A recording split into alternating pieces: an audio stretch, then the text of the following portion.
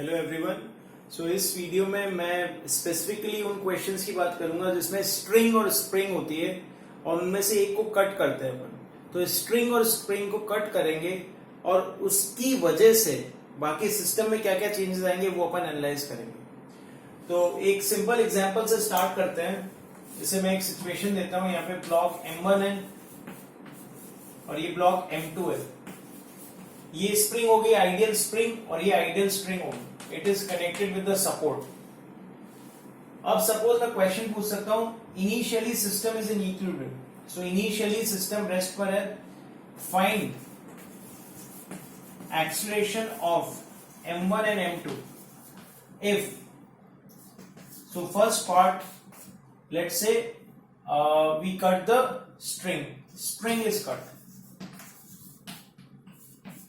तो पहले मैंने स्ट्रिंग को काट लिया और सेकेंड पार्ट में spring is cut.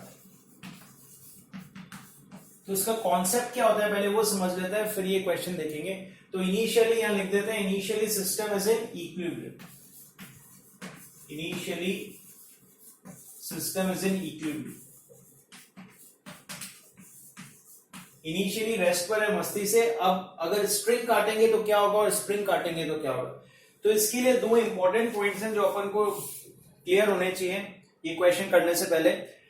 First point तो क्या हो गया, अगर स्ट्रिंग काट रहे हो तो टेंशन जीरो होगा, स्प्रिंग काट रहे हो तो स्प्रिंग फोर्स जीरो होगा। उसमें तो कोई कंफ्यूजन होना ही नहीं चाहिए। तो अपन सिंपल सा बोल सकते हैं, if string is cut tension become zero. If spring is cut spring force become zero. तो ये पॉइंट तो एकदम क्लियर है, इसमें कोई कंफ्यूजन ही नहीं। अब जो सबसे इंपॉर्टेंट पॉइंट है वो ये सेकेंड पॉइंट है। वो क्या है कि अगर देखो स्ट्रिंग अपन कट करते हैं ना तो टेंशन इमीडिएटली चेंज हो सकता है, लेकिन अगर स्प्रिंग कट करते हैं तो स्प्रिंग फोर्स इमीडिएटली चेंज नहीं हो सकता। ये बेसिक डिफरेंस है। और इसका रीजन क्या मैं रिपीट कर देता हूं, टेंशन कैन चेंज इंस्टेंटली, एकदम से चेंज हो सकता है तुरंत कट करते, लेकिन स्प्रिंग फोर्स तुरंत चेंज नहीं हो सकता। Immediately it can not be change. Reason बहुत सिंपल है, spring force depends on elongation और कंप्रेशन। एलोंगेशन और compression will change after some time, it will take some time, कुछ तो टाइम लगेगा ना। तो देयरफॉर स्प्रिंग फोर्स को भी कुछ टाइम लगेगा चेंज होने के लिए। और ये मैं क्या पूछ रहा हूं, acceleration of M1 and M2 when these things are happening, just when these things are happening। तो जैसे मैंने स्ट्रिंग काटी तो उस मोमेंट पे पूछ रहा हूं मैं एक्सीलरेशन। तो उस मोमेंट पे you are not giving enough time for spring to change its length. Spring की लेंथ चेंज ही नहीं होगी तो स्प्रिंग फोर्स भी चेंज नहीं होगा। तो इंपॉर्टेंट पॉइंट क्या है, tension can change instantly. So tension can change और adjust instantly, whereas spring force can't। so spring force cannot adjust or change instantly। तो ये सबसे इंपॉर्टेंट पॉइंट है। अगर ये पॉइंट समझ में आ गया तो ऐसे सारे क्वेश्चंस एकदम हलवा हो जाएंगे, इजीली अपन कर सकते हैं। तो पहले इसको अपन समझ लेते हैं, ये सिंपल सा एग्जांपल है, फिर मैं एक कॉम्प्लिकेटेड एग्जांपल दूंगा। तो पहले ये समझ लेते हैं, ये दोनों पॉइंट्स चेक करो क्लियर है या नहीं। और अपन अब ये पॉइंट्स यहां पे अप्लाई करेंगे। तो फर्स्ट केस ले लेते हैं, स्ट्रिंग इज कट। तो उससे पहले मैं यहां पे स्प्रिंग फोर्स और टेंशन की वैल्यू निकाल लेता हूं, बहुत इजी है। टेंशन क्या हो गया, tension is balancing the total weight, so it is equal to M1 plus M2 into G। And spring force is balancing this weight, so what will be spring force? Spring force will be equal to M2G। तो ये मेरी initial values पता चल गई है मुझे। अब first case क्या है, स्ट्रिंग इज कट। तो अगर स्ट्रिंग कट हो गई है तो मुझे पता है टेंशन वैनिश हो जाएगा, टेंशन जीरो हो गया। और स्प्रिंग फोर्स एकदम से चेंज नहीं होता है, सो spring force will be unchanged. बस अब सिंपल हो गया, फ्री बॉडी डायग्राम बना लो।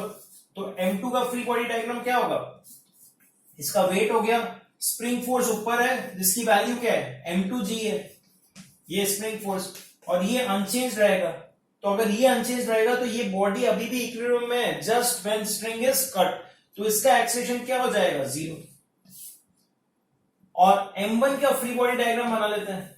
अब ये t वैनिश हो जाएगा, t को हटा दो, एक इसका वेट हो गया m1g, और स्प्रिंग फोर्स लगेगा नीचे, m1 पे नीचे लगेगा स्प्रिंग फोर्स, उसकी वैल्यू क्या है, m2g। तो इसका एक्सेलरेशन हो जाएगा इस डायरेक्शन में, और इसकी वैल्यू अपन लिख सकते हैं, इसका एक्सेलरेशन क्या हो जाएगा, यहां पे लिख लेते हैं, total force divide by mass, so m1 plus m2g divide by m1, तो ये इसका एक्सेलरेशन हो जाएगा डाउनवर्ड्स। तो ये अपना फर्स्ट पार्ट क्लियर हो गया। तो आइडिया क्या है, स्प्रिंग कट किया, टेंशन वैनिश हो गया, स्प्रिंग फोर्स चेंज नहीं होगा, वही अपन ने जो पॉइंट लिखा था, टेंशन इंस्टेंटली चेंज हो सकता है लेकिन स्प्रिंग फोर्स नहीं हो सकता है, ये इसका फंडा है। अब अपन सेकंड पार्ट देखते हैं, ये और चीज क्लियर होगी, इसको दिमाग में रखना है सारी एनालिसिस में। तो अपना सेकंड पार्ट क्या था, स्प्रिंग इज कट। तो अगर स्प्रिंग इज कट तो अपन को पता है स्प्रिंग फोर्स वैनिश हो जाएगा, जो चीज काट रहे हैं वो वाला फोर्स तो निकल जाएगा, स्प्रिंग फोर्स वैनिश हो गया। स्प्रिंग फोर्स वैनिश हो गया तो देखो m2 की लाइफ बहुत सिंपल होगी, इस पे स्प्रिंग फोर्स लग रहा था और वेट लग रहा था, अब केवल वेट लगेगा, केवल वेट लगेगा तो मस्ती से एक्सेलरेशन ड्यू टू ग्रेविटी से नीचे जाएगा, तो इसका एक्सेलरेशन क्या हो जाएगा, g, सिंपल। अब अपन m1 की बात करते हैं। देखो ये स्प्रिंग फोर्स m1 पे भी लग रहा था नीचे की डायरेक्शन में, ये स्प्रिंग फोर्स वैनिश हो जाएगा, तो अब इसमें फोर्स क्या लगेगा, अब इसमें फोर्स लगेगा m1g, ये तो इसका वेट हो गया। और टेंशन क्या है, इंस्टेंटली चेंज हो सकता है, पहले टेंशन को क्या बैलेंस करना था, m1 प्लस m2 का मास बैलेंस करना था, अभी टेंशन को केवल m1 का मास बैलेंस करना है, सो टेंशन इंस्टेंटली चेंज हो जाएगा, कुछ भी वैल्यू ले सकता है टेंशन, 0 टू ब्रेकिंग स्ट्रेंथ। तो अब इसको m1 का मास बैलेंस करना है तो इसकी वैल्यू हो जाएगी m1g, बढ़िया है, और इसका एक्सेलरेशन क्या हो जाएगा, 0। क्योंकि अगर टेंशन मान लो चेंज नहीं होता तो tension is greater than m1g ना, इनिशियल वैल्यू क्या थी टेंशन की, m1 प्लस m2g, तो अगर टेंशन चेंज नहीं होता तो ब्लॉक ऊपर की तरफ मूव करता, और जैसे ही ऊपर की तरफ मूव करता क्या होता, स्ट्रिंग की लेंथ चेंज हो जाती और स्ट्रिंग लूज हो जाती, तो वो नहीं हो, इसलिए क्या है, टेंशन एकदम से चेंज हो जाता है। यहां पे टेंशन का पर्पस क्या था, टेंशन को इस पूरा वेट को बैलेंस करना है, तो इसने अपनी वैल्यू रखी थी m1 प्लस m2g, यहां इसको केवल m1g को बैलेंस करना है, तो ये एकदम से अपनी वैल्यू डिक्रीज करेगा, इंस्टेंटली डिक्रीज कर सकता है, और टेंशन की वैल्यू m1g हो जाएगी। तो अगर ये कॉन्सेप्ट समझ में आ गया है तो अब कुछ नहीं कॉम्प्लिकेटेड क्या है, मतलब एक स्प्रिंग की जगह अपन 2 स्प्रिंग ले लेते हैं और फिर देखते हैं, एनालिसिस करते हैं। लेकिन अगर ये पॉइंट समझ में आ गया है तो वो सारे क्वेश्चंस अपन इजीली कर सकते हैं। तो जो मैंने इधर इंपॉर्टेंट पॉइंट्स लिखे थे वो दिमाग में रखने हैं जब अपन क्वेश्चंस डिस्कस करें। तो इसको रब कर देता हूं, मैं एक और एग्जांपल दूंगा।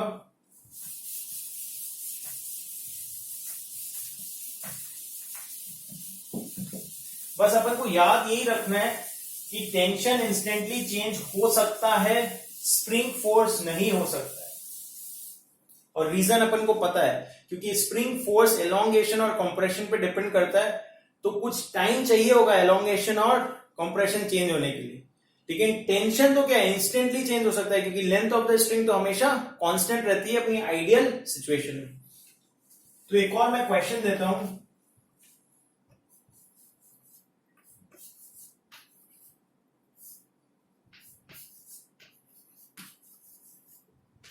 ये ऐसा सिस्टम हो गया, 2 स्प्रिंग्स होगी और एक स्ट्रिंग होगी, ओके। सो मासेस मैंने सेम ले लिया, डिफरेंट भी ले सकते हो, और ये स्प्रिंग कांस्टेंट हो गया, की स्प्रिंग भी सेम ले लिए मैंने। अब जैसे क्वेश्चन में पूछता हूं, सो 3 क्वेश्चन हो सकते हैं, ये स्प्रिंग काटोगे तो क्या होगा, ये स्प्रिंग काटोगे तो क्या होगा, ये स्प्रिंग काटोगे तो क्या होगा। तो पहले ये वाला क्वेश्चन करते हैं, लेट्स से मैंने ये कट कर दिया, दिस इज द सीजर, इससे मैंने ये कट कर दिया।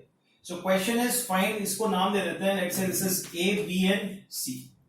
सो find acceleration of blocks ABC if this spring is cut, okay, if one spring is cut as shown in the diagram. Okay, one spring, और इसकी जगह मैं लोअर स्प्रिंग बोल देता हूं तो अपन को समझ में आ जाएगा, लोअर स्प्रिंग इज कट। तो इनिशियली सिस्टम हैप्पी स्टेट में था, इक्विलिब्रियम में था, रेस्ट में था। तो रेस्ट में था तो नेट फोर्स जीरो था, नेट फोर्स जीरो था। ये वाला जो स्प्रिंग फोर्स था ये इस डायरेक्शन में था, इसको मैं अच्छे से ड्रॉ कर देता हूं। ये वाला स्प्रिंग फोर्स ऐसा था, इसका मैग्नीट्यूड क्या था, इसको बैलेंस कर रहा था, तो ये mg था, ये वाला स्प्रिंग फोर्स। यहां पे टेंशन क्या था, ये टेंशन इस पूरे को बैलेंस कर रहा था, तो टेंशन की वैल्यू थी 2mg। और यहां पे स्प्रिंग फोर्स क्या था, ये इस पूरे को बैलेंस कर रहा था, तीनों ब्लॉक्स को, तो इसकी वैल्यू थी 3mg। तो ये स्प्रिंग फोर्स हो गया, टेंशन हो गया और स्प्रिंग फोर्स इनिशियल सिचुएशन में।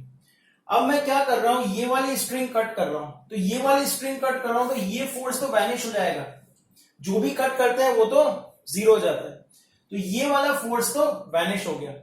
अब क्या होगा देखो, अगर टेंशन चेंज नहीं होता है तो स्ट्रिंग स्लैक हो जाएगी, क्योंकि इन दोनों के एक्सीलरेशंस डिफरेंट होंगे। तो अब क्या करेगा, जैसे अपन को पता है टेंशन बहुत इंटेलिजेंट फोर्स है, एडजस्टिंग फोर्स है, तो अब यहां पे टेंशन इंस्टेंटली चेंज हो सकता है और होना चाहेगा, तो अपन अब इस स्ट्रिंग में टेंशन 2mg नहीं मान सकते, अपन को नहीं पता फाइनल टेंशन क्या है, तो अपन अज्यूम करते हैं कि फाइनल टेंशन T डैश हो गया, अपन को नहीं पता है वो क्या है, लेकिन अपन को ये पता है वो इंस्टेंटली चेंज हो सकता है। और उसके लाइफ का क्या एम है कि ये दोनों ब्लॉक साथ में मूव करें, कॉमन एक्सीलरेशंस, तो अपन वही अज्यूम करेंगे। तो अपन अज्यूम करते हैं कि यहां पे टेंशन क्या हो गया है, T डैश, यहां पे टेंशन T डैश हो गया है, और ये T डैश इसलिए हुआ है क्योंकि इसकी लाइफ का एम है कि दोनों ब्लॉक सेम एक्सीलरेशन से मूव करें, ये दोनों ब्लॉक सेम एक्सीलरेशन से मूव करें। कर सकते हैं नहीं, अपन चेक करते हैं। ये वाला स्प्रिंग फोर्स तो एज इट इज रहेगा, तो इस ब्लॉक पे क्या है, ऊपर है, सपोर्ट पे क्या है, नीचे है, तो मैंने इसका टुगेदर फ्री बॉडी डायग्राम बना लिया। तो इसका टुगेदर फ्री बॉडी डायग्राम बना लिया, टेंशन तो इंटरनल फोर्स है, और मैं अज्यूम कर रहा हूं टेंशन क्यों एडजस्ट हुआ है, ताकि ये दोनों ब्लॉक साथ में मूव कर सके और स्ट्रिंग टॉट रहे, तो कॉमन एक्सीलरेशन हो गया। अब इसके फोर्सेस क्या क्या लग रहे हैं, ये वाला स्प्रिंग फोर्स तो होगा ऊपर की तरफ, क्या वैल्यू होगी इसकी 3mg, और इन दोनों का वेट होगा, तो इन दोनों का वेट क्या हो गया, mg और mg, इसका भी वेट हो गया mg। टेंशन तो इंटरनल फोर्स है, तो अब नेट फोर्स क्या हो गया, नेट फोर्स ऊपर की तरफ है, तो ये एक्सीलरेशन में क्या लिख लूंगा, तो ये कॉमन फ्री बॉडी डायग्राम ऐसा हो गया ना, ये 2m हो गया, टेंशन इंटरनल फोर्स है, 3mg ऊपर लग रहा है और 2mg नीचे लग रहा है, ये दोनों सेम डायग्राम है। तो इसका एक्सीलरेशन ऊपर की तरफ होगा, ये अपन लिख सकते हैं क्या होगा, 3mg minus 2mg bye 2m, तो ये क्या आ गया, g बाय 2। इसका मतलब है कि कॉमन एक्सीलरेशन की वैल्यू अपन को पता चल गई। अब इस कॉमन एक्सीलरेशन की वैल्यू देने के लिए टेंशन क्या होगा, अपन इजीली इसका फ्री बॉडी डायग्राम बना सकते हैं।